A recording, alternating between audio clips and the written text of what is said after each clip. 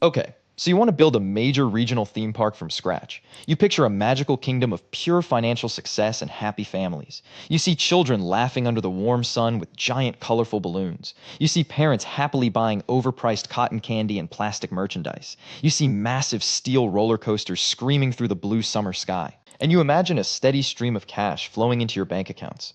It sounds like a simple, risk-free license to print money in your sleep. But in reality, running a theme park is a brutal spreadsheet game. It is one of the most capital-intensive business models on the planet. Behind the magical fairy tales lies a towering mountain of corporate debt. And a single bad summer season can push you into bankruptcy. Before you can sell a single ticket, you must survive construction.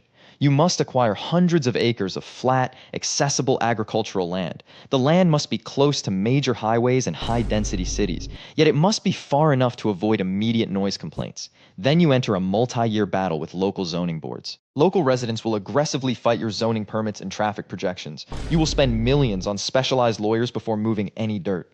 Once the permits are secured, the massive CAPEX phase officially begins. You must clear, grade, and level hundreds of acres of raw land. You must install high-capacity, subterranean electrical grids and water mains. You build complex concrete drainage channels to redirect heavy storm runoffs. And you pour thousands of tons of concrete foundations for rides. Then you must purchase the actual roller coasters from specialist manufacturers. Modern steel coasters are miracles of custom structural and mechanical engineering. A single record-breaking coaster will cost $15 to $30 million. These machines are custom fabricated by elite engineering firms in Central Europe. You must pay massive shipping fees, assembly costs, and certification runs. And a competitive regional park needs at least 5 distinct coasters. But a pile of steel track is not an immersive experience. You must spend millions more on thematic styling and decorative facades. You paint fake rockwork, construct fiberglass castles, and build artificial waterfalls. You design highly themed queue lines to distract waiting guests. You install complex animatronics, custom projection systems, and surround speakers. By opening day, you have easily spent $500 million, and your balance sheet is carrying a terrifying load of high-interest debt. Now, you must run the park, which is an operational nightmare.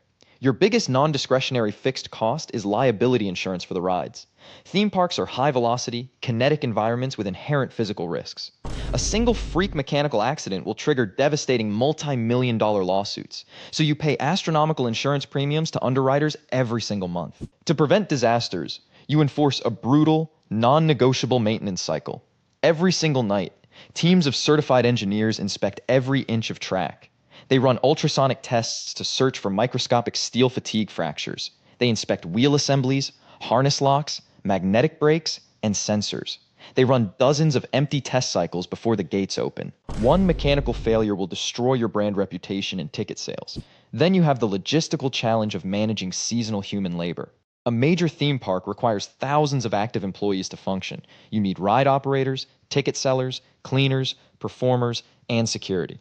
Most of these employees are high schoolers working for minimum wage. You must recruit, train, and manage this massive seasonal army. In remote areas, you must build and operate employee housing dormitories. And this low-wage workforce suffers from extremely high seasonal turnover rates. Despite the massive crowds, standard ticket sales do not make you rich. A huge percentage of gate revenue goes directly to servicing debt. To actually generate a profit, you must master food and beverage. This is where the real operating margins are hidden from guests. You sell cheap, carbonated sugar water at a 500% markup. You charge $8 for a simple fried dough sugar churro. You price average hamburgers and soggy fries at premium restaurant rates. And you funnel guests through massive retail gift shops at every exit.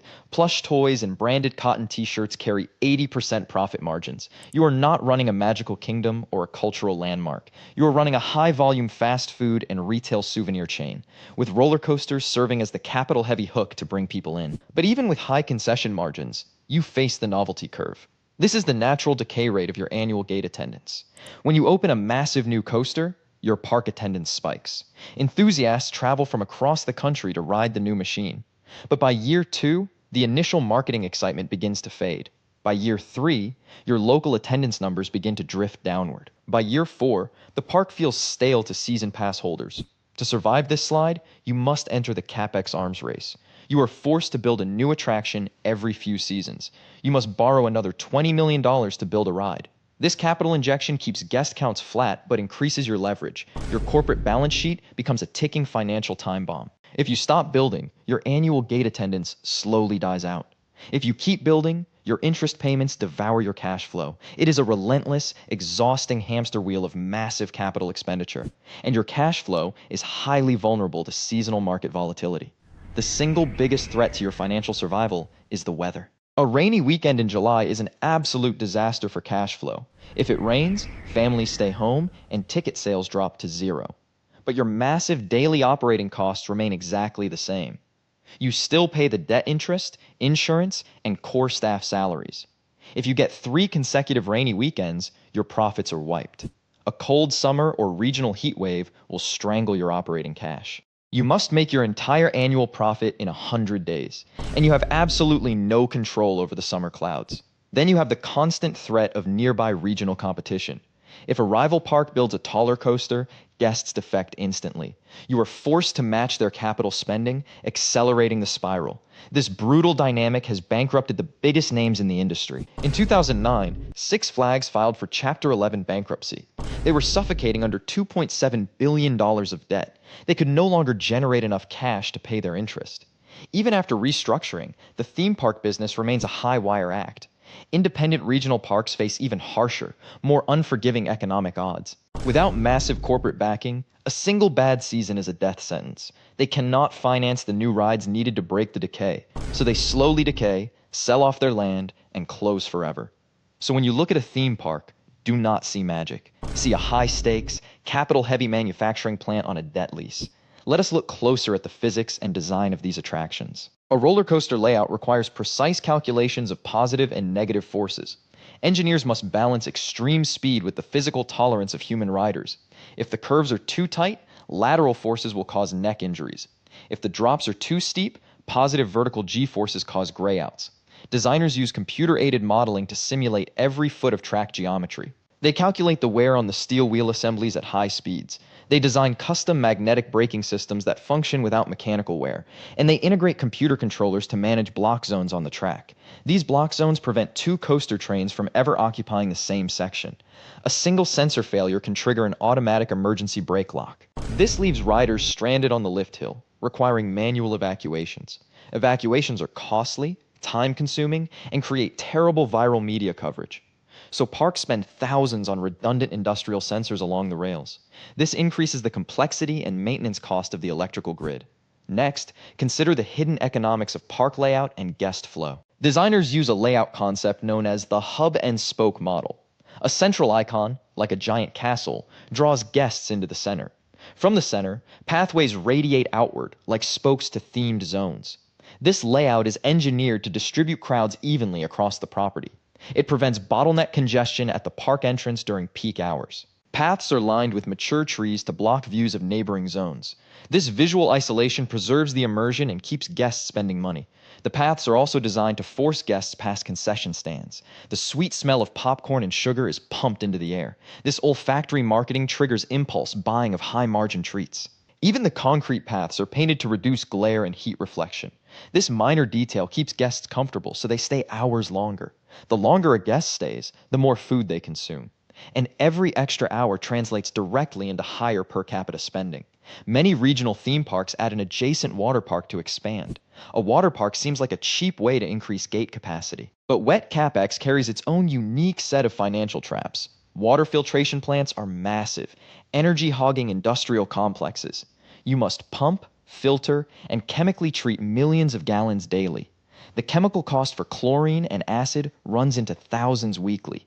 You face strict environmental regulations regarding wastewater discharge. And you must employ hundreds of certified lifeguards to scan pools. Lifeguard labor is expensive and requires constant training and audits. If a guest drowns, your liability insurance is instantly canceled. Furthermore, water parks are highly vulnerable to temperature drops. If the temperature falls below 70 degrees, water attendance vanishes. So your expensive slides sit idle while heating pumps burn electricity. This is why water parks are often financial resource drains. They expand your capacity, but multiply your operational risk profile. To squeeze more revenue from guests, parks created virtual queues. You sell premium FastPass upgrades that allow guests to skip lines. This creates a 2-tiered class system inside the park gates. Standard guests wait hours, while premium guests walk straight on. This system is highly profitable, carrying 99% margins. But it requires complex software integration and RFID turnstiles. It also increases frustration for the average ticket buying guest. If regular lines move too slowly, guest satisfaction ratings crash. If regular guests stop returning, your base attendance base collapses. So you must balance the fast pass ratio with delicate precision. You limit the number of fast passes sold to protect the queue flow. This artificial scarcity allows you to charge astronomical premium prices. In some parks, a fast pass costs more than the gate admission. This caters to high-income tourists who value time over money, but it alienates the local families who form your stable customer base. This brings us to the dangerous trap of the season pass.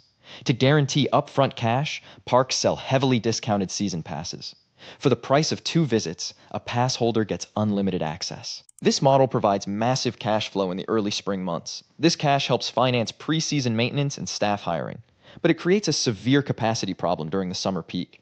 Your park becomes crowded with local teenagers who spend very little. They occupy queue space, consume free tap water, and leave trash. This crowding degrades the experience for high-spending tourist families. Tourists who paid full price for tickets leave due to long lines. So your average revenue per visitor actually begins to decline. You are selling more passes, but making less profit per head. This is the classic volume over margin trap of regional chains. It looks good on attendance charts, but hurts the cash ledger. And it accelerates the wear and tear on your ride machinery. To stand out, regional parks license famous intellectual property. You pay millions to movie studios to use cartoon characters. You build themed lands based on hit movies and comic books. This IP branding increases marketing efficiency and draws families. But the licensing agreements carry heavy royalty fees and restrictions. You must pay a percentage of all merchandise and food sales. The movie studio controls every detail of the ride presentation. If they dislike your paint color, they force a costly repaint. This leaves you with high overhead and very little creative control. If the movie franchise loses popularity, your investment is wasted. You are stuck with an expensive themed land that no one cares about. And renegotiating these contracts is a brutal financial negotiation. So intellectual property is a double-edged sword for developers. It drives immediate gate traffic, but drains your long-term profits. You become a tenant to the studio, paying rent on your own land. Ultimately, a theme park is a business of cold, hard metrics. It is measured in per capita spending, debt service, and weather charts. The magic is merely a surface layer to hide the spreadsheet reality. You must balance the cost of steel against the ticket yield. You must manage the safety of millions of riders every year. You must keep low-wage employees motivated in the sweltering heat. You must hedge against the risk of a single bad rainstorm. And you must service the massive debt that built the kingdom. It is a business where one mistake leads to catastrophic financial ruin. The roller coaster tracks are not just a ride for the guests. They are a metaphor for the company's financial balance sheet, rising on debt-fueled expansion and falling on high-interest costs. So enjoy the loops, the theme songs, and the churros. But remember, the spreadsheet running behind the castle walls. And keep your fingers crossed that the weather stays clear today.